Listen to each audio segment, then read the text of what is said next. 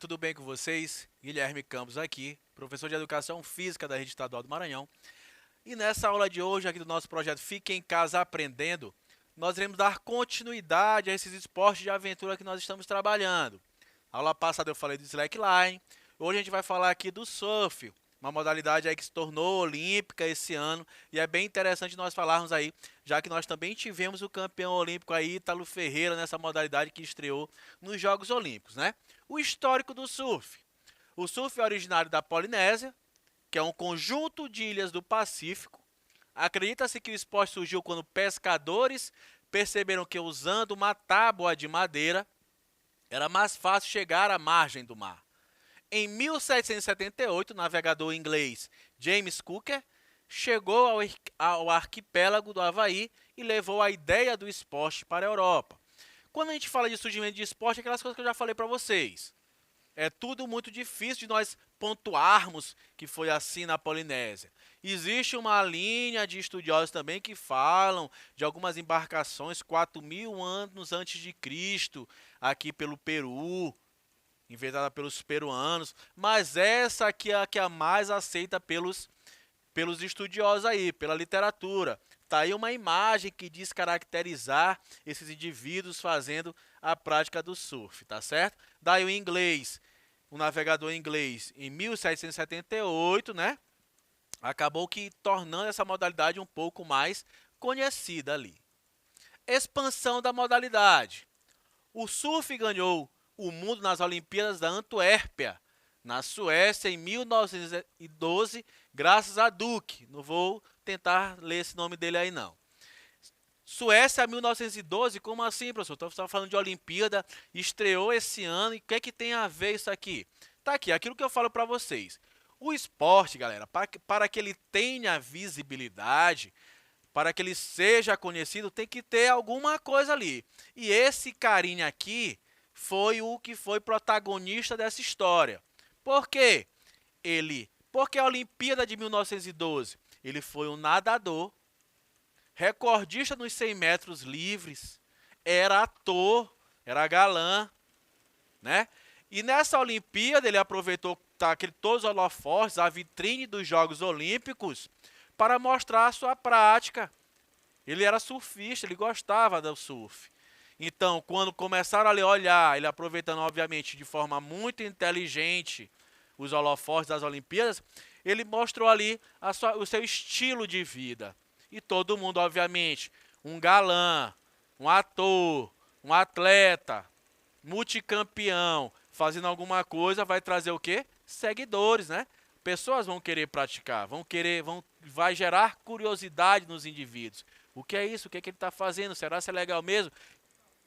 E assim essa modalidade, ela teve o quê? Ela teve crescimento. No Brasil, ela chega aqui nos anos 30, né? No Brasil, nos anos 30, essa modalidade começa a ganhar aqui espaço, aqui no litoral do Rio de Janeiro, Copacabana, Ipanema. Os primeiros festivais eles aconteceram aonde? Na Califórnia, nos anos 50. É importante eu falar também, galerinha, sempre que eu vou falar de esporte de aventura, o skate, o surf, muitas das vezes foram vistas como práticas marginalizadas, tá certo? Prática ali que eram indivíduos que usavam maconha, utilizavam drogas ilícitas e graças a Deus, hoje essas práticas esportivas, essas práticas corporais tomaram uma dimensão bem bacana. E a gente vê aí que é um esporte que tem crescido bastante, tanto que entrou nos Jogos Olímpicos aí. O conceito é um esporte individual, radical, praticado no mar.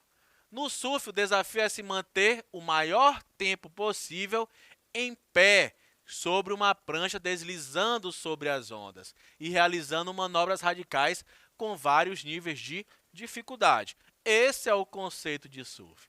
É o indivíduo pegar uma onda, uma boa onda, e ele conseguir manter-se em pé, obviamente, para se ele conseguir realizar as manobras, né? No maior espaço e manobras difíceis, né? Manobras plásticas. Então, esse é o conceitozinho de surf, manobras radicais. Tá aí uma foto de Ítalo Ferreira quando ele foi campeão olímpico. Tipos de pranchas. Não posso falar para vocês de surf sem apresentar para vocês os equipamentos, os tipos de pranchas que são utilizadas, né, por esses atletas. Existe a prancha Stand-Up Paddle. É a maior prancha de surf. O seu tamanho, largura e espessura permitem suportar com estabilidade o peso de uma pessoa de pé, em qualquer circunstância, seja sobre a onda ou seja fora dela. Nesta enorme prancha, o surfista leva um remo flexível para se posicionar e também para manobrar na onda. Tá aqui, ó, é uma prática bem atual. A gente viu aí surgir há uns 10 anos, teve um boom dessa prática, o stand-up paddle. Geralmente, os indivíduos praticam em lagos, em rios, não praticam em mar aberto, assim, não. Eu não vi ainda a galera praticando stand-up paddle assim em ondas. Então tá aqui, eles utilizam remo, geralmente no mar mais calmo, e vão ali. Porque é uma prancha grande, tem uma maior estabilidade. Quanto maior o volume dessa prancha, uma melhor estabilidade. São pranchas que são utilizadas por aquele indivíduo ali quando está iniciando no surf, tá certo? Então, por isso ela é aqui a primeirinha. Prancha longboard, indicada para iniciantes, pois tem bastante estabilidade pelas medidas grandes de bico, largura e flutuação, ou seja, remada mais fácil para entrar na onda e mais firmeza para correr a onda até a beira da praia. Mais uma vez surge aqui o quê? A palavra estabilidade. Percebam na imagem o tamanho dessa prancha. Longboard. Está dando aqui quase dois aqui indivíduos aqui. Um em pé aqui sobre o outro, do tamanho deles mais ou menos. É uma prancha que tem uma boa estabilidade. Também indicada para iniciantes. Prancha Gun. Este tipo de prancha de surf com ponta e caudas afiadas, percebam aí na imagem, ó, já não tem aquela ponta arredondada como das anteriores. O seu design afiado e longo faz com que acelerem muito e que sejam muito estáveis, o que as faz perfeitas para surfar grandes ondas. A Gun é uma prancha adequada para surfistas experientes. Então perceba aqui que já é uma prancha que já ela é o quê? Já puxa, já tem um pouquinho mais de velocidade, já exige um pouquinho mais de técnica do indivíduo que vai surfar numa prancha dessa. Então já exige ali que o indivíduo seja um pouquinho mais experiente, mas também ainda tem uma boa estabilidade. Prancha Malibu, mini ou longboard. É um tipo de prancha de surf grande, de ponta redonda. Difere da Gun ainda pouco. Ela já tem aqui a ponta arredondada. Mas um pouco mais pequena e manobrável que a longboard. Pelo seu tamanho e espessura. A Malibu é uma boa opção para surfistas principiantes, mas também é uma boa opção para dias com ondas pequenas e de pouca força. Tá aí a prancha, ó, já arredondadinha. Professor, essa foto do meio aí, essas são essas pecinhas pretas aqui embaixo, são as quilhas, tá, pessoal? Essas quilhas são o que vai fazer com que o indivíduo ele consiga mudar de direção, consiga surfar. Prancha retrô, grossas, curtas e com muita superfície frontal. É um tipo de prancha inspirada no design dos anos 70, na época dourada do surf. As retrô movem-se bem nas ondas pequenas ou médias, com pouca força, mas não são adequadas para as ondas grandes ou muito ocas. Prancha retrô, se nós formos puxar aquela imagem lá do primeiro slide, é uma prancha meio parecida com ela, bem grandona, bem larga à sua frente, tá certo? Prancha fanboard, indicada para iniciantes que já experimentaram longboards e não gostaram, e principalmente querem surfar de pranchinha no futuro. Perceba que a gente vem aqui numa ascensão, né? A gente vem do maior, vai chegando até chegar nas pranchas menores. Fazendo manobras mais verticais, são ótimas para o aprendizado. O volume extra permite entrar nas ondas com facilidade, comparando com uma pranchinha proporciona velocidade e manobrabilidade. Então tá aqui, ó, quanto menor, mais fácil de manobrar essa prancha vai ser pelo indivíduo. Então essa aqui é uma prancha que eles colocam ali no meio termo. está entre as pranchas grandes e a pequenininha. O indivíduo aqui, porque ela é uma prancha que ela já tem um tamanho mediano, né? Ela está ali, tem uma certa estabilidade, mas ela já permite a esse indivíduo executar algumas manobras verticais, ter uma maior manobrabilidade. Então está ali no meio termo entre as pranchas. Prancha shortboard é o tipo de prancha mais comum e de design mais evoluído.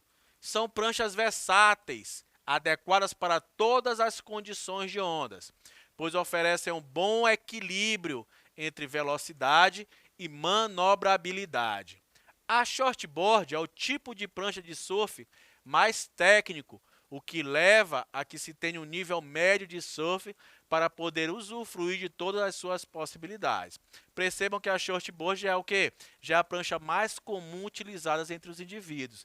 Já permite mais o quê? Mais manobrabilidade. Tá aí, já permite o quê? Um surf mais técnico. Então, esse é o tipo de prancha que é mais utilizado, porque se nós formos para uma competição de surf, o que é avaliado lá? Não é só o atleta ficar em pé na prancha, é a dificuldade das manobras que esse atleta vai executar.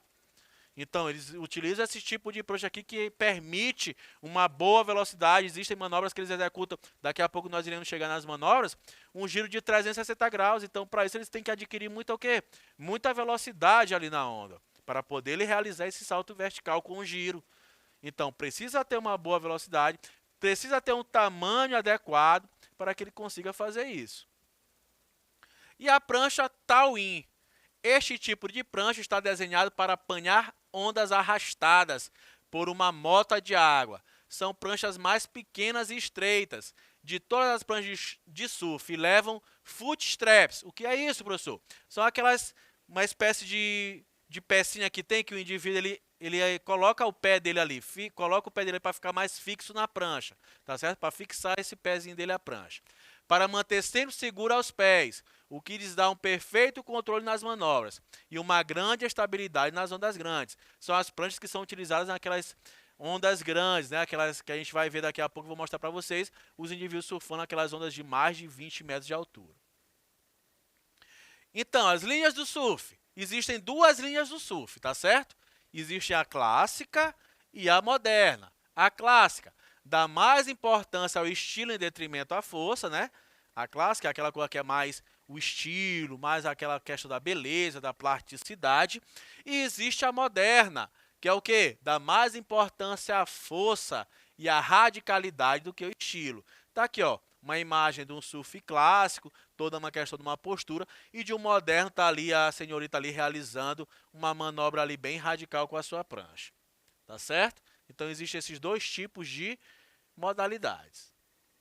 Critérios de avaliação. Professor, assisti os Jogos Olímpicos aí de Tóquio, fiquei chateado, que a gente não sabe de fato nada, quais são os critérios que os árbitros levam ali. A gente não entende muito das manobras. Ah, professor, aquele japonês fez aquele 360 graus pegando na prancha. O Gabriel Medina ele fez um 360 graus sem tocar na prancha e por que ele foi desclassificado? Ali eles levam em consideração vários critérios, tá certo? Quais são? A dificuldade da manobra, a inovação, hora ou outra aparece uma manobra nova, a progressão, a variedade de manobras, combinação. Professor, se nós formos falar de classificação dos esportes, o surf está onde? O surf é um esporte técnico combinatório, que ele exige técnica e combinação de movimentos ali. Então tá aqui, ó, combinação. Às vezes o indivíduo terminar uma manobra já está executando uma coladinha com a outra. Então tudo isso faz com que esse indivíduo ele pontue mais. São quantos árbitros? Cada bateria são 5 juízes que avaliam o atleta. Dali eles tiram uma média dessa nota, tá certo? Velocidade, potência, fluidez, tudo isso aqui vai gerar apenas o quê? Apenas uma nota. Tudo são critérios de avaliação. Só que às vezes esses critérios são às vezes subjetivos demais, às vezes é o que geram esses conflitos, esses desentendimentos.